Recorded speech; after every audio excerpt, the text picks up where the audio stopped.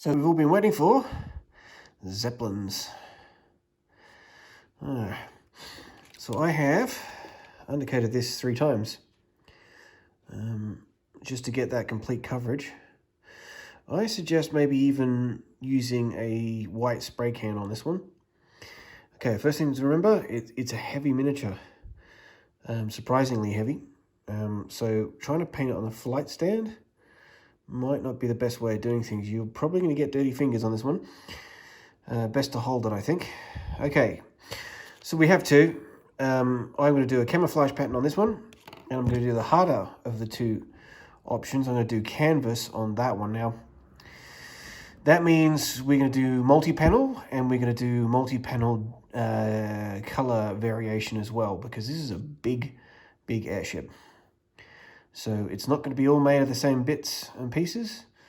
And we want to see that when we put this on table. It's going to be multiple colors. And in the name of that, we're going to go and get our base color, which is Iraqi sand. All right, and I'm going to mix that with white. I'm going to chuck in some of this medium gray, and I'm also going to add some gray to the Iraqi sand as well. So we're essentially going to have 4 colors. We're going to have a light Iraqi sand and then mixtures of these in the panels, just to give it a bit of life. So when you put it on table, it looks a bit real. The plan will be then, see these lovely ribs that Andrew has added to the miniature. We're going to give those ribs a brown wash, very light brown wash, to get a tiny bit of shadow out of them. And then underneath, we've got these gondolas. We're going to grey those in and maybe add a little bit of a highlight coat of silver. There we go. That's the plan. Let's see how it pans out. All right, so I'm well underway here, as you can see. What I'm doing is to try and get as much color derivation into the miniature as I can. I am mixing up how I make up this desert, the Iraqi sand color. So I am using too much water in some places and too much paint in others. All right. So we're getting some strong colors and we're getting some faded colors. Normally I would look at this and go, that is a disaster, don't do that, because you want one consistent color. However, in this case, we are not looking for a consistent color. We are looking for an inconsistent color all the way across. Now, this is going to be a base coat, and I will reassess. I might come back even and do a white dry brush.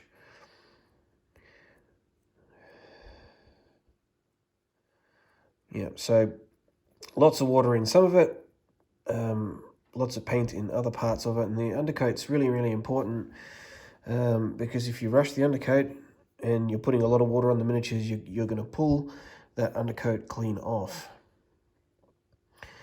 So yeah, I think this is too yellow, so I might have to come back and do a dry brush once the miniature is dried again, with a sort of a cream color to get that that white color back a little bit. And that might also help get some definition into those rib lines. Yeah, all right, so maybe it's too dark, the Iraqi sand. Might need to be more of a cream color being your highlight, or being your base coat, sorry. But I'm just going to persist and keep going with what I'm doing. So that inconsistent base coat. Now I'm using a lot of water, so that sort of spells doom for the rest of the day for this miniature. I'll put it out in the sun and let it dry. I probably won't come back to it today, I wouldn't have thought. I'll move on to the camouflage pattern one.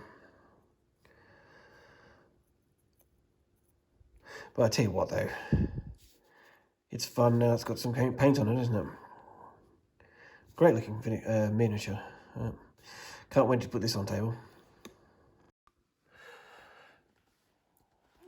I hope you can see this okay. So looking at camouflage patterns for the second Zeppelin, yeah? Alright, so we've got this lovely green and this brown. Not so sure about the cut off at the top of the paint scheme. I get it, it's for ground camouflage, but I like those colors. I have those colors as well. Okay, moving along here, I wanted to show you, see these color separations? Yep, that we're going to try and achieve with the other Zeppelin. Alright, here are some camouflage patterns to think on. Again, panels at the top, panels in the middle, all a bit different. But this one looks a bit of fun, doesn't it? So there's that, this is obviously a model kit from somewhere. But it's got that dark brown camouflage swatch in it. So, you know, and here it is again in somebody's scratch-built version. I'm sorry about the blurriness of them, but, you know, it's the general idea. Now, this is something I would like to tackle. Obviously, the bottom color here, you can see the separation, color separation from top to bottom. I think that's probably the base color, maybe even a beige, and then it gets a bit tannier up the top. And then we have that beautiful brown that we saw earlier at the beginning of the camouflage there with the green and brown. And here it is again. This is, you know, what I was able to find online. So this color up here, what do we reckon? It's probably a tan, and that's probably a the Iraqi sand I'm using. But I'm going to go crazy, and I'm going to paint that green. Yep, so we're going to have a nice solid separation line. I'm going to do Iraqi sand at the bottom. I'm going to do green across the top, and then I'm going to paint in that hard brown camouflage. And we'll explore together whether or not that's a success. Okay, so confusing, I know, sorry about that. But we are back with the lighter coloured one. And I am showing you some of the dry brushing techniques to get the ribs back out of it. I'm going to go for some white.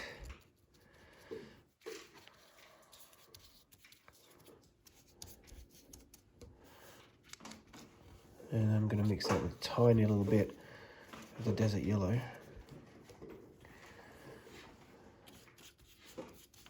And I'm going to wipe 90% of that off the brush, while my dog chases flies in the curtains.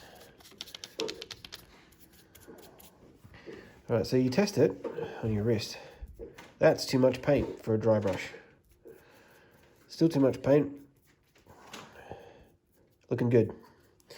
Alright, so I'm going to turn this over to the other side. And then do a bit of dry brushing on the ribs.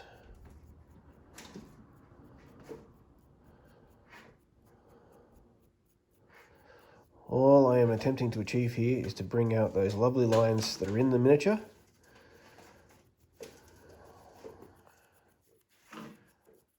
To give the impression that the canvas is stretched over the metal underneath, which of course it is in the real thing, but this is not the real thing. There is no metal underneath, so we have to paint it to make it look like there is.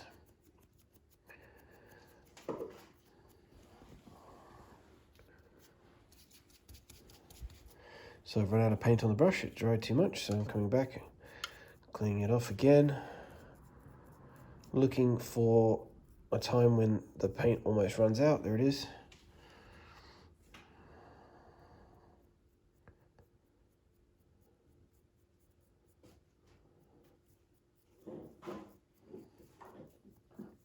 Oh, you'll notice I've glued this to its stand at this stage because I don't need to get all the way around it. I like to keep them as transparent as possible. If you do get paint on your stands and you really don't want to print a newie, that's fair enough. Just my advice is either get a Stanley knife and scrape off the paint that's on it, or you can paint the whole stand black. Because, you know, no surprises.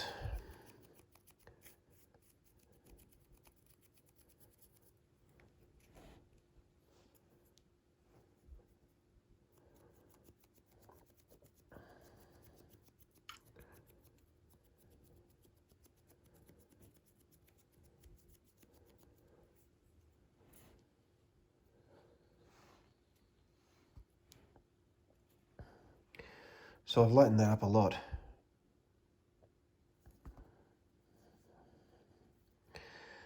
It's looking pretty good.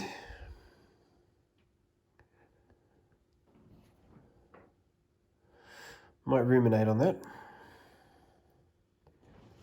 I think the white lines have really brought out some of that detail, because it isn't round, and I think we can see that now.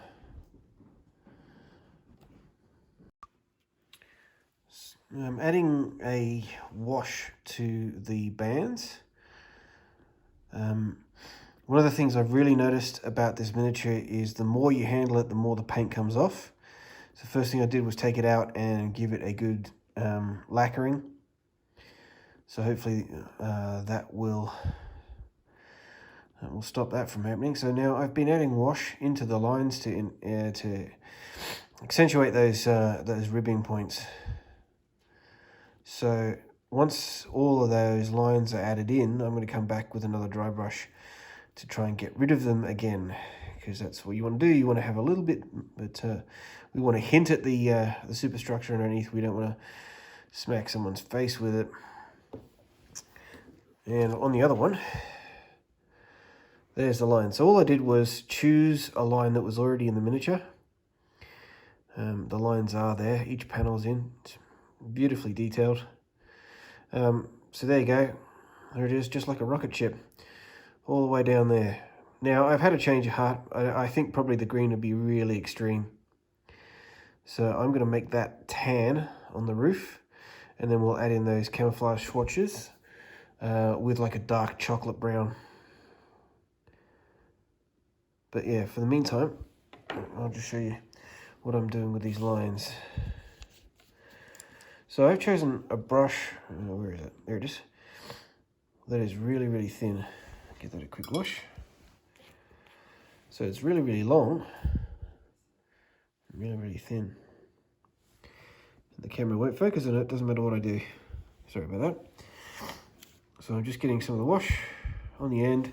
I'm using my thumbnail as a palette, I know, professional as hell. And then I'm going to do this with a magnifying glass, sorry. So you're gonna have to miss out, and I'll show you the results. But if you run the brush over on either side of the ribbing, then you get the result. If you go over the ribbing, that's fine as well. Because when you come back with that dry brush, you'll take the ribbing will then catch the paint again. So just like that. That is acceptable as well. Now normally I'd say wipe that excess off with your thumb, but I'm worried that it's going to take some of the paint with it. All this chalky white on the miniature.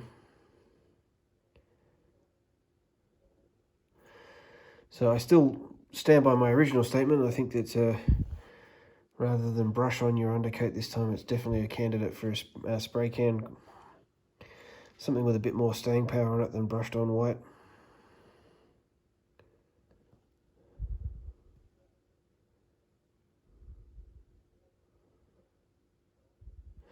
Of course, cans of white paint are not cheap. My recommendation is Rust-Oleum. Now, I mean, I can only talk about what I can get from my local hardware store. But Rust-Oleum is a very, very good, cheap alternative to a hobby paint white. Vallejo started making undercoats and base coat paint spray cans, and I am a big fan, but I can't get hold of them here. Well, with all the conventions being cancelled, I can't even build up a stockpile of them. But these are just first world problems. Alright, so you're getting the idea. When we go back to this one, I'll do in those extra panels that I was telling you about earlier. And we'll get some colour variation brushed on rather than washed on.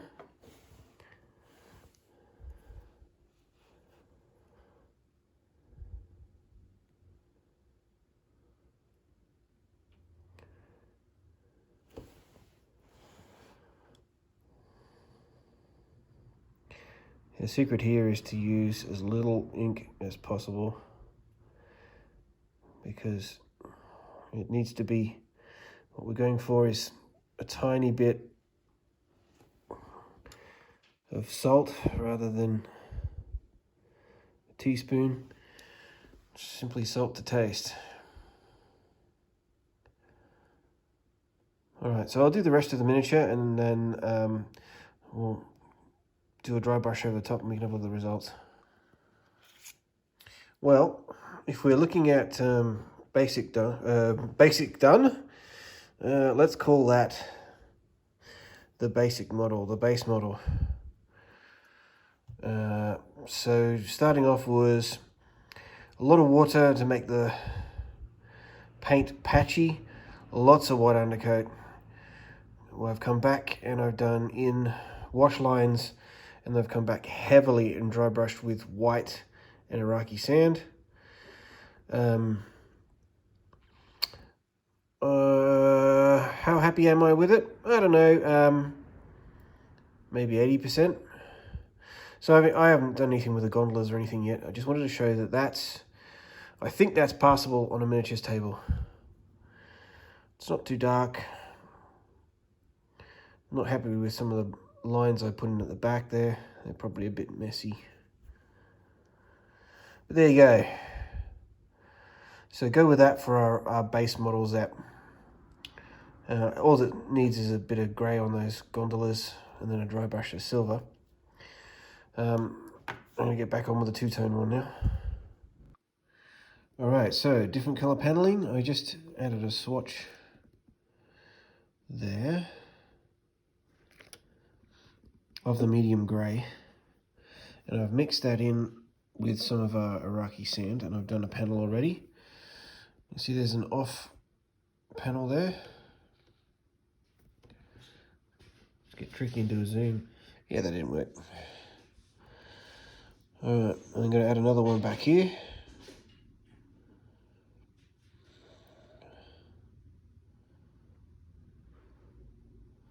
I already have a painting line to work with.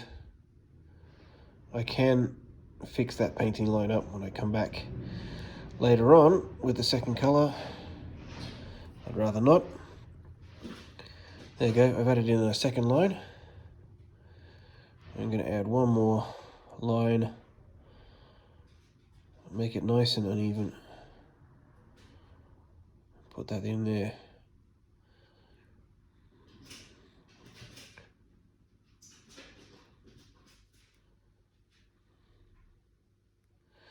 So we've got 3 swatches of discolourment. I don't even know if that's a word, discolourment. No, that's a terrible word. I have got 3 new panels. They are a different colour to the base colour.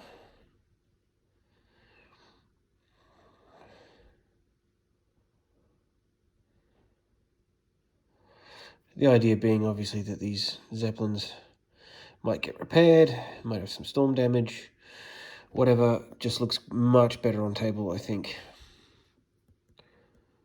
Ooh, there's my thumb, isn't it? That's a great shot of my thumb. So I'm on the other side now. I'm going to add just one panel in this grayer, dirtier sort of sandy colour. 3 on one side and then 1 on the other, because it's not a fashion statement, it's practical.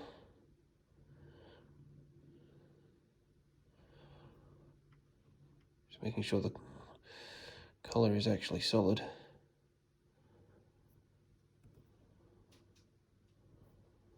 Good, alright.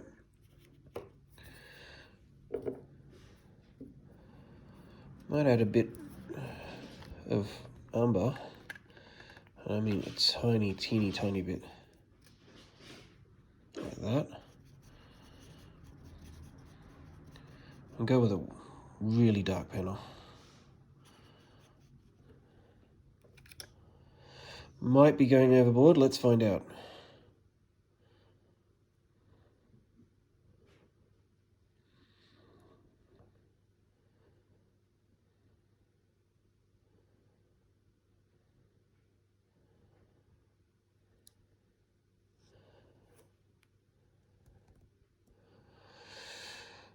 Well, there you have it.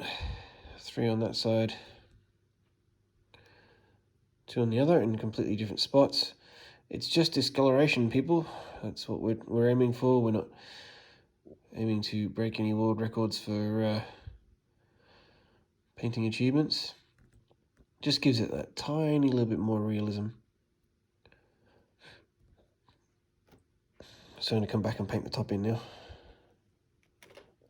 Alrighty, so this is where we're up to. I've put in that, I don't know, it's like a chocolate brown up the top. And there are those patches we were talking about earlier. It's going on well. Just wanted to turn it over so you can see that my line is not straight. Don't worry about that white bit. Remember, we're going to be putting some black, dark brown camouflage swatches in there, so I haven't missed a bit. There's no point in painting it in. So you can see that line is not straight. I'm going to come back and pick that line up and make it straighter. I just have to wait until the miniature had dried. So what's my problem with the miniature at the moment? It looks delicious. Must have something to do with Easter, but it looks like a chocolate biscuit, a chocolate Wheaton, maybe a caramel koala, something like that. Onto camouflage now, and I have added in the delicious chocolate nose.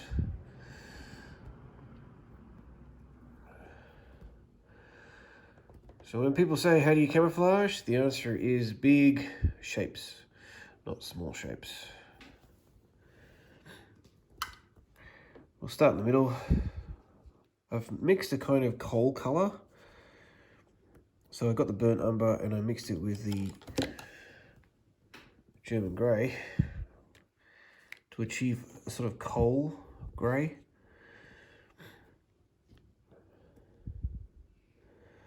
Alright, so we'll go into the middle. I'll add some camouflage swatches here. And don't be afraid, just do it. We want big shapes.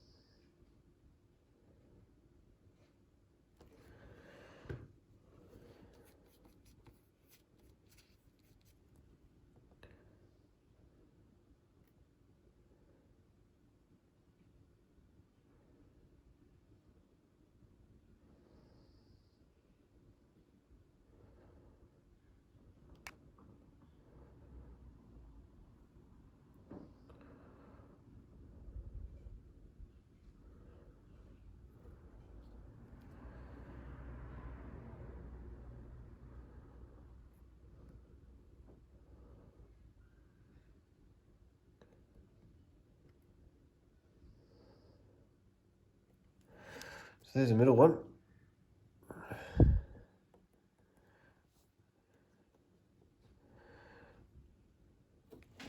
I might go back to this picture here, see if we can find that other one.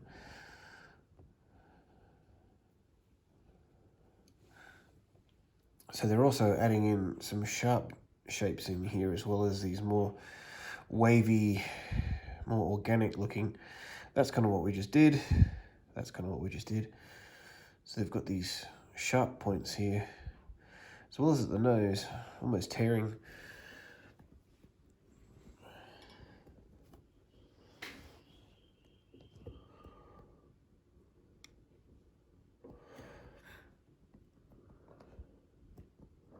So we'll add a big one here.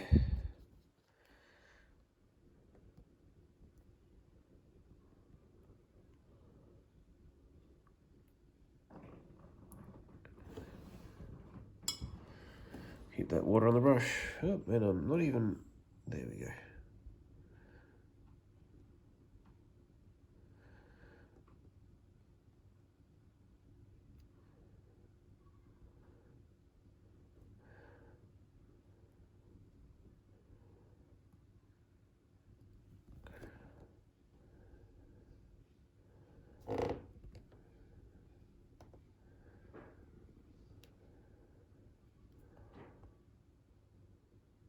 Definitely a brown. But it's darker than the milk chocolate we've got on the top.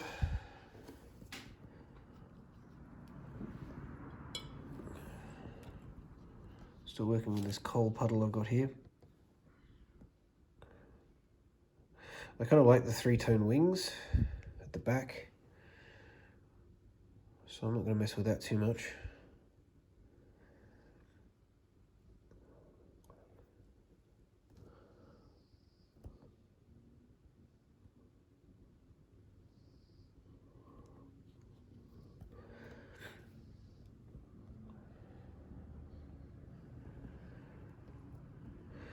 So on that, one of the other pictures, there was a band that goes all the way around, so I'll add that in.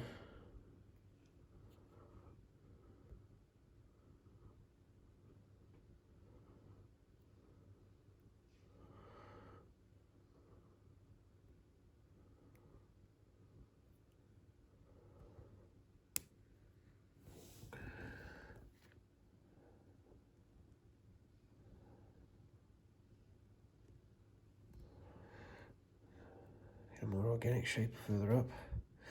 Again, with how do I hold this miniature?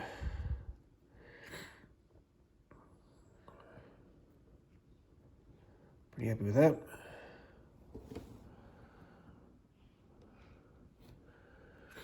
I'll flip it over and give it a go over the other side.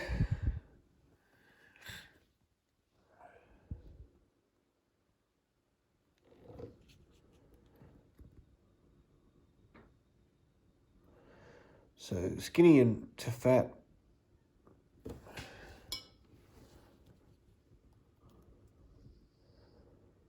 helps to have two separate parts to the swatch rather than just one. Makes it look a bit more dynamic.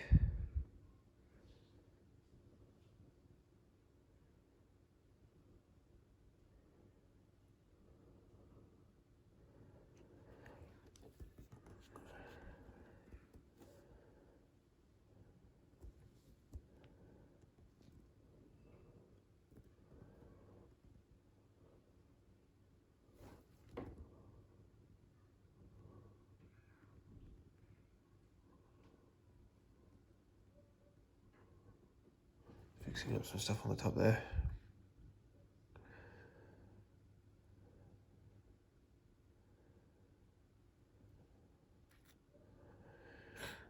I might extend that swatch down now, I think. I'll flick over again, have a look at some other different types of camo to get some more inspiration. That's kind of cool.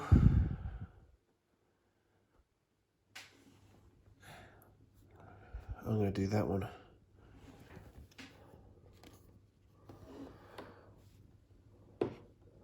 So it's 3 bridges.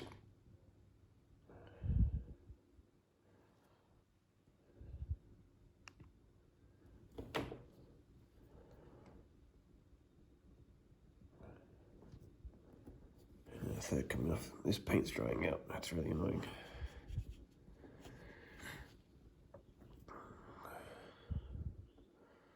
We won't extend this arm down as far.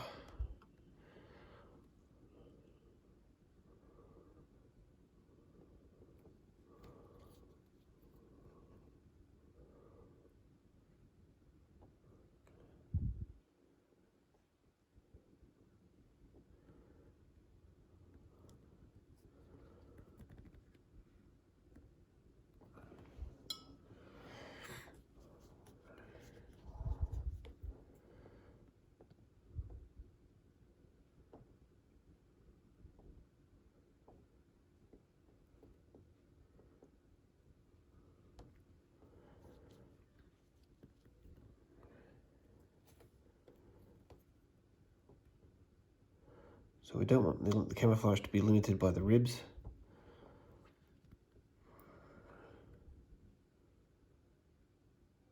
We want the camouflage to break up the shape of the Zeppelin.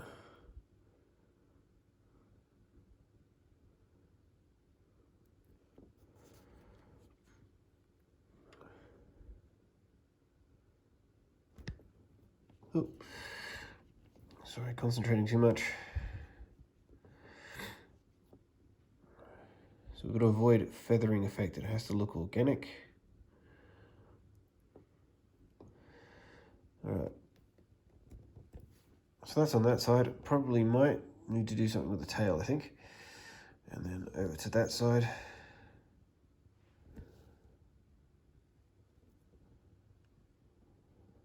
Coming along. Once that dries, I'm going to take this outside and dry it in the sunlight, and then we'll hit it with another spray of Testors Dull Coat, so I'm not taking the paint off of my fingers, because you really do have to handle this miniature. It's too big and too weighty not to be able to, you know, well, I'm doing the best I can hold it here with my thumb. So now for the gondolas on this one. I'm going to start with a dark colour, but I'm going to end up with that sort of steely elephant grey colour. Right, bit of water into it.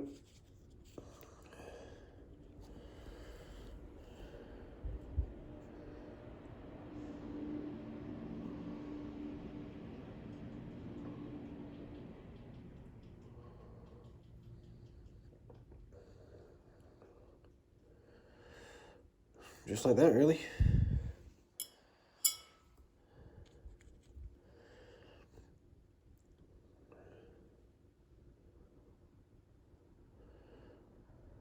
The great news, we've got a base colour, so anytime we make a mistake, we can come back and fix it up using the base colour that's already on the miniature.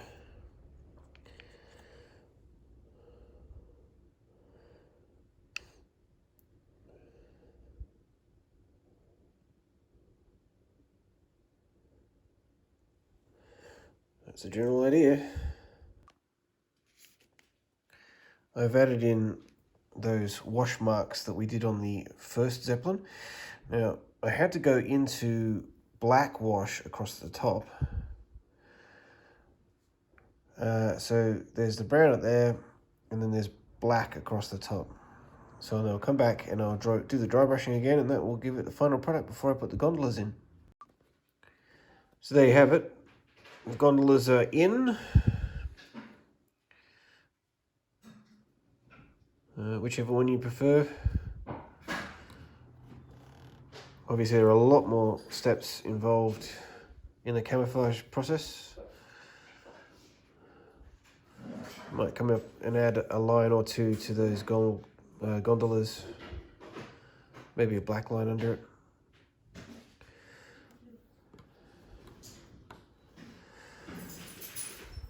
Oh.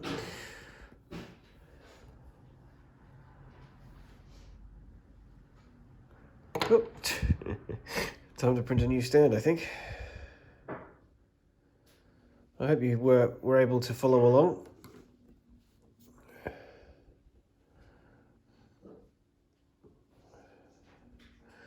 Be interested to see what it looks like with a bit of green on it. Maybe the next one I do, I'll do green brown.